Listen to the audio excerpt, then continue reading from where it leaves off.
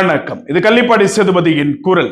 பாட்டாளி மக்கள் கட்சி போட்டியிடக்கூடிய 10 நாடாளுமன்ற தொகுதிகள்ல மிக முக்கியமான தொகுதியா பார்க்கப்படுகிறது விழுப்புரம் நாடாளுமன்ற தொகுதி.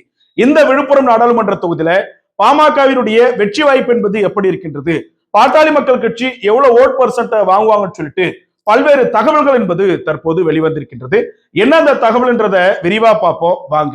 இந்த விழுப்புரம் நாடாளுமன்ற தொகுதி குறிப்பிட்டு தமிழ்நாட்டில் 39 நாடாளுமன்ற தொகுதி இருக்குது.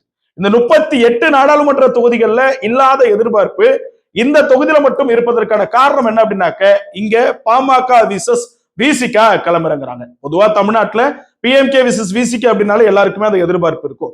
சோ அதை பேஸ் பண்ணி தான் இந்த தொகுதியுமே இவ்வளவு பெரிய எதிர்பார்ப்பு அடங்கி இருக்கக்கூடிய ஒரு நாடாளுமன்ற தொகுதியா மாறி இருக்குது. இந்த தொகுதியில பாட்டாளி மக்கள் கட்சியின் சார்பாக திரு முரளி சங்கர் அவர்கள் களமிறங்கி இருக்கிறாரு. அதே போல பார்த்தோம் அப்படின்னாக்க திமுகவினுடைய கூட்டணி சார்பாக விடுதலை சிறுத்தைகள் கட்சியில இருக்கக்கூடிய திரு ரவிக்குமார் அவர்கள், அவர் இந்த தொகுதியினுடைய முன்னாள் எம்பியா இருக்கிறாரு, அவருமே களமிறங்கி இருக்கிறார். இதே போல இன்னொரு தொகுதியுமே மக்கள் எதிர்பார்த்தாங்க. எந்த தொகுதி அப்படின்னாக்க சிதம்பரம் நாடாளுமன்ற தொகுதி. அங்க பாட்டாளி மக்கள் கட்சி நிற்கும், விசிகாவின் நிற்கும், இதை விட இது பரபரப்பு அடங்கி இருக்கக்கூடிய ஒரு தொகுதியா மாறும் எதிர்பார்த்த அந்த சூழல்ல தான் பாமக என்ன பண்ணிட்டாங்கன்னாக்க அதை பாஜகவுக்கு விட்டு கொடுத்துட்டு விழுப்புரத்துல மட்டுமே இறங்கி இருக்கிறாங்க. சோ இப்ப ஃபைனலா பாக்குறோம் அப்படின்னா இந்த விழுப்புரம் தொகுதியில விசிகா விசஸ் பிஎம்கே அப்படின்றது களமா இருக்குது. சோ இதுல யார் வெற்றி பெறுவார்கள் அப்படிங்கிறத நம்ம பார்க்கணும். இதுல ரெண்டு விஷயம் அப்படிங்கிறது வெற்றியை உறுதி செய்யுது. ஒண்ணு என்ன அப்படின்னாக்க, இந்த விக்டரி டிசைடிங் ஃபேக்டர் அப்படின்னா ஒன்னு கம்யூனிட்டி பேஸ்டு ஓட்டு, அண்ட் தென் செகண்ட் பார்த்தோம் அப்படின்னாக்க பொலிட்டிக்கல் பார்ட்டி பேஸ்டு ஓட்டு. அதாவது சாதி ரீதியான வாக்கும் கட்சி ரீதியான வாக்கும் தான் இங்க வெற்றியை தீர்மானிக்குது.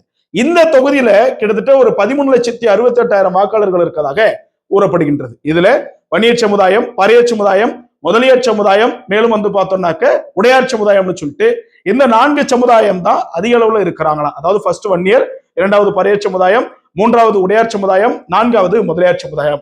மைனாரிட்டின்னு பார்த்தோம் அப்படின்னாக்க இங்க ரொம்ப கம்மியா தான் இருக்கிறாங்க. மைனாரிட்டி கிறிஸ்டினா இருக்கட்டும், இஸ்லாமியர்களா இருக்கட்டும், இந்த தொகுதியில ரொம்ப கம்மியா இருக்கிறாங்க. இதுல சட்டமன்ற தொகுதிகளா மிக முக்கியமானதை பார்த்தோம் அப்படின்னாக்க விழுப்புரம் இருக்குது, விக்கிரவாண்டி இருக்குது, வானூர் இருக்குது, திருக்கோவிலூர் இருக்குது, உளுந்தூர்பேட்டை இருக்குது. இதுல இந்த உளுந்தூர்பேட்டை பகுதியில மைனாரிட்டி முஸ்லிம்ஸ் அதிகமாவே இருக்கிறாங்க. சோ இது எல்லாமே காம்படிட்டிவ் பண்ணி பார்த்தோம் அப்படின்னாக்க இங்க நிற்கக்கூடிய கட்சிகள் மொத்தம் 3 கட்சிகள். ஒன்னு விசிக, அதாவது திமுக கூட்டணி, 2 பாட்டாளி மக்கள் கட்சி தேசிய ஜனநாயக கூட்டணி, இன்னொன்னு பார்த்தோம் அப்படின்னாக்க அதிமுக. இந்த தொகுதியை பொறுத்த வரைக்குமே கடும் போட்டி நிலவக்கூடிய தொகுதின்னு சொல்லலாம். ஏன்னா திமுக சார்பா பொன்முடி அங்க இருக்கக்கூடிய ஓட்டை வாங்கக்கூடிய ஒரு முதலையா இருக்கிறாரு. சோ ரெண்டாவது பார்த்தோம் அப்படின்னாக்க அதிமுக சார்பா சிவி சண்முகம், பாமக தேய்க்கவே கூடாது அப்படின்றதுக்காக விசிக தேய்ச்சாலும் பரவாயில்லன்னு பாமகவினுடைய ஓட்டை அவர் பெரிய அளவுல வேக்டிஃபை பண்றதுல பெரிய ஒரு செயலை முன்னெடுத்திருக்கிறாரு. சோ இங்க 2 கட்சியுமே யாரு, திமுக ஒரு பக்கம் என்ன பண்றாங்க, மக்கள் மத்தியில போயிட்டு பாமக பத்தி உங்களுக்கு தெரியல, யாருக்கிட்ட, பட்டியல் சமுதாயம் வாழக்கூடிய பகுதியில பாட்டாளி மக்கள் கட்சி அப்படி இப்படின்னு சொல்லிட்டு அவங்க மீது ஒரு தவறான விமர்சனத்தை முன் வச்சு ஆல்ரெடியே பார்த்தோம் அப்படின்னாக்க அந்த தொகுதியில பல்வேறு பிரச்சனைகள் இருந்துகிட்டு இருக்குது. சோ அதை சால்வன்சி பண்ணக்கூடிய விதத்துல பேசாம அமைச்சர் என்ன பண்றாரு அப்படின்னாக்க, அமைச்சர் சொல்லாம என்னன்னு தெரியல, அந்த நபர் என்ன பண்றாரு அப்படின்னாக்க பொன்முடின்ற நபரு இன்னும் அந்த பிரச்சனையை ஊதி மக்கள் மத்தியில ஒரு வெறுப்புணர்வை உண்டாக்குறாரு. சோ 100க்கு 30% இருக்கக்கூடிய 30% அப்படிங்கிறது ஃபார் எக்ஸாம்பிளுக்கு தான் சொல்றேன், 30% இருக்கக்கூடிய பட்டியல் சமுதாயத்தை சார்ந்தவங்க என்ன பண்றாங்கன்னா கிட்டத்தட்ட ஒரு 26 இல்ல 28 கூட வச்சுக்கலாம், 28% டிஎம்கே பேஸ்ட் அலைன்ஸா இருக்கக்கூடிய விசிகாவுக்கு ஆதரவு தெரிவிச்சிருக்கிறாங்களா. 2% அப்படின்றதுதான் அதிமுகவுக்கு ஆதரவு தெரிவிச்சதா சொல்லப்படுகின்றது. அதே ஃபார் எக்ஸாம்பிள் 30% வன்னியர்கள் வச்சுப்போமே, இந்த 30% வன்னியர்களுடைய வாட்டு எப்படி ஓட்டு அப்படிங்கிறது எப்படி ஸ்ப்ளிட்டா இருக்குது அப்படின்னாக்க ஒரு 3 to 5% ஓட்டு அப்படிங்கிறது திமுக இருக்கும், அதாவது விசிக இருக்கும். விசிகன்றதை விட திமுக கூட்டணி போனதா சொல்லப்படுகின்றது. ரொம்ப லீஸ்ட் தான் 3 to 5 அப்படிங்கிறது வேற, ஒரு 2 to 4 கூட நம்ம வச்சுக்கலாம். அண்ட் தென் செகண்ட் வைஸ் பார்த்தோம் அப்படின்னாக்க ஒரு 5% ஓட்டு அப்படிங்கிறது யாருக்கு போயிருக்குதுனாக்க அதிமுகவுக்கு போயிருக்குது. சோ பட்டியல் சமுதாயத்தினுடைய 2% ஓட்டையும் வன்னியர் சமுதாயத்தினுடைய 5% ஓட்டும் மொத்தம் 7% ஓட்டை, இது எக்ஸாம்பிளுக்கு தான் இந்த பர்சன்டேஜ் பேசிஸ் அப்படிங்கிறது, இது அக்யூரன்சி கிடையாது. இந்த 7% ஓட்டை அதிமுக வாங்குது. பட்டியல் சமுதாயத்தினுடைய 30% ஓட்டுல 28% 27% ஓட்டு டிஎம்கே பார்ட்டிக்கு போயிருக்குது. அப்ப வன்னியர்களுடைய ஓட்டு அப்படிங்கிறது ஒரு 22% தான் பிஎம்கேவுக்கு போயிருக்குது. பேலன்ஸ் ஒரு 7% அப்படிங்கிறது இங்க வெற்றி வாய்ப்பை தீர்மானிக்கக்கூடியதா இருக்குது. இந்த வெற்றி வாய்ப்பு யாரால அங்க நிர்ணயிக்கப்பட முடியும் அப்படின்னாக்க முதலியார் சமுதாயத்தவர்களால, அடுத்தது உடையார் சமுதாயத்தவர்களால, அடுத்தது மைனாரிட்டி பீப்புள்ஸால தான் நிர்ணயிக்க முடியக்கூடிய அளவிற்கு ஒரு சூழலை அங்க ஏற்படுத்தியிருக்கிறதா களத்தகவல் என்பது கூறப்படுகின்றது. இது ஒரு கடுமையான போட்டி நிலவக்கூடிய தொகுதியா பார்க்கப்படுகின்றது. சோ உளுந்தூர்பேட்டை அந்த பகுதியில் இருக்கக்கூடிய திருக்கோவிலூர் பகுதியில் இருக்கக்கூடிய மைனாரிட்டி முஸ்லிம்ஸுடைய ஓட்டு அப்படிங்கிறது எப்படி கன்வெர்ட் ஆயிருக்குன்னா இதோட நிச்சயமா வந்து பிஎம்கேவுக்குமே கன்வெர்ட் ஆனதா சொல்லப்படுகின்றது. ஒரு 5 to 7% இருக்கிறாங்கன்னா அதுல வந்து ஒரு 4% அவங்க விசிகாவினுடைய கூட்டணிக்கும், அதாவது திமுக கூட்டணியில் இருக்கக்கூடிய விசிகாவுக்கும் ஒரு 3% அப்படிங்கிறது பிஎம்கேவுக்கும் போனதா சொல்லப்படுகின்றது. சோ அந்த விக்டரி டிசைடிங் ஓட் போலிங் ஆயிருக்கிறது என்ன அப்படின்னாக்க ஒரு 3 to 4% இன் பிட்வீன் அப்படிங்கிறதா பாமகவிற்கும் விசிகாவிற்குமான அந்த வெற்றி வாய்ப்பை தீர்மானிக்கக்கூடிய ஒன்றா அந்த பகுதியில மாறி இருக்கிறதா சொல்றாங்க அங்க இருக்கக்கூடிய பகுதி மக்கள். இதுல இன்னொரு விஷயம் என்ன அப்படின்னா, தெளிவாக ஒன்றை புரிந்து கொள்ள வேண்டும் வன்னியர் சமுதாயத்தை சார்ந்தவர்கள். எந்த விஷயத்தன்னா, நீங்க அங்க இருக்கக்கூடிய ஓட் டிசைடிங் ஃபேக்டர் என்று சொல்லக்கூடிய வெற்றி வாய்ப்பை தீர்மானிக்கக்கூடிய ஒரு காரணியாக சமுதாய வாக்குகள் இருக்கிறதா நம்ம சொல்றோம் இல்லையா? இந்த சமுதாய ஓட்டு எப்படி கன்வெர்ட் ஆகுதுன்னா, விசிகாவுக்கு ஓட்டு போடணும் அப்படின்றதுக்காக அவர்களை சார்ந்து இருக்கக்கூடிய சமுதாயத்தவர்கள், அதாவது பட்டியல் சமுதாயத்தவர்கள் என்ன பண்றாங்கன்னா, நம்ம வேட்பாளர் அவர் மேல 1000 விமர்சனம் இருக்கட்டும், அவர் யார் வேணாலும் என்ன வேணாலும் சொல்லட்டும், ஆனா அவர் வந்து வெற்றி பெறணும் அப்படின்றதுனால அங்க அதிமுகவை வேட்டி கட்டி இருக்கக்கூடிய பட்டியல் சமுதாயத்தவர்களா இருக்கட்டும், பிற கட்சியினுடைய வேட்டி கட்டி இருக்கக்கூடிய பட்டியல் சமுதாயத்தவர்களா இருக்கட்டும், எல்லாருமே அவங்களுடைய ஓட்டை அப்படியே வந்து அச்சு பிசுறாம விசிகாவுக்கு போட்டிருக்கிறாங்க. ஒரு 2% 3% ஓட்டு தான் அதிமுகவிற்கு மாறி இருக்குது. ஆனா வன்னியர் சமுதாயத்தினுடைய 30% எக்ஸாம்பிள் சொல்லக்கூடிய ஓட்டுல 5%, 5-6% அதிமுகவுக்கும் 4% திமுகவுக்கும் போகுது. அப்ப 20% ஓட்டு தான் எங்க வருது அப்படின்னாக்கா பிஎம்கேவுக்கு வருது. இதுல ஃபுல்லி வருமானாக்கா 1 or 2% வேரியன்ட் வரதுக்கு வாய்ப்பு இருக்கு. அப்ப நீங்க புரிஞ்சுக்க வேண்டியது என்னன்னா, அவர்களிடம் இருக்கக்கூடிய அந்த ஒற்றுமை, அவர்களிடம் இருக்கக்கூடிய அந்த எண்ணம், உணர்வு இந்த வன்னியர் சமுதாயத்திட்ட ஏன் இல்லாம போச்சு?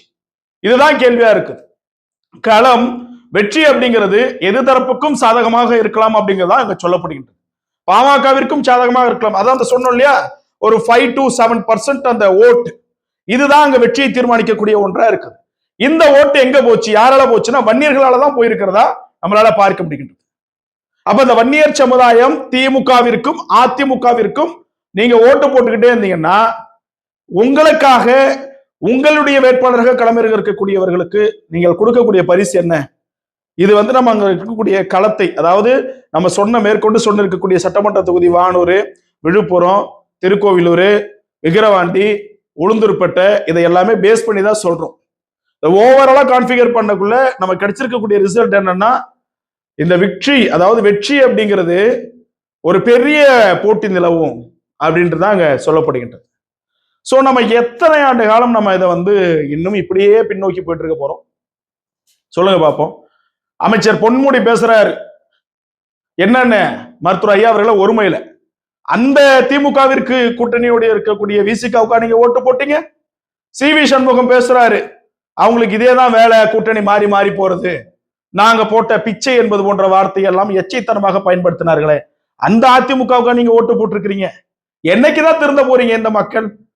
இன்னமும் வந்து தமிழ்நாட்டுல 2 மாவட்டங்கள் குடிசை வீடுகள் அதிகமா இருக்கக்கூடிய மாவட்டமா இருக்குது. எதுன்னா அரியலூர் பகுதி, கடலூர் பகுதியில, மிடில் இருக்கக்கூடிய கடலூர் பகுதி, விழுப்புரம் பகுதியில தான் தமிழ்நாட்டிலேயே அதிகபட்ச குடிசை உள்ள பகுதிகளா இருக்குது.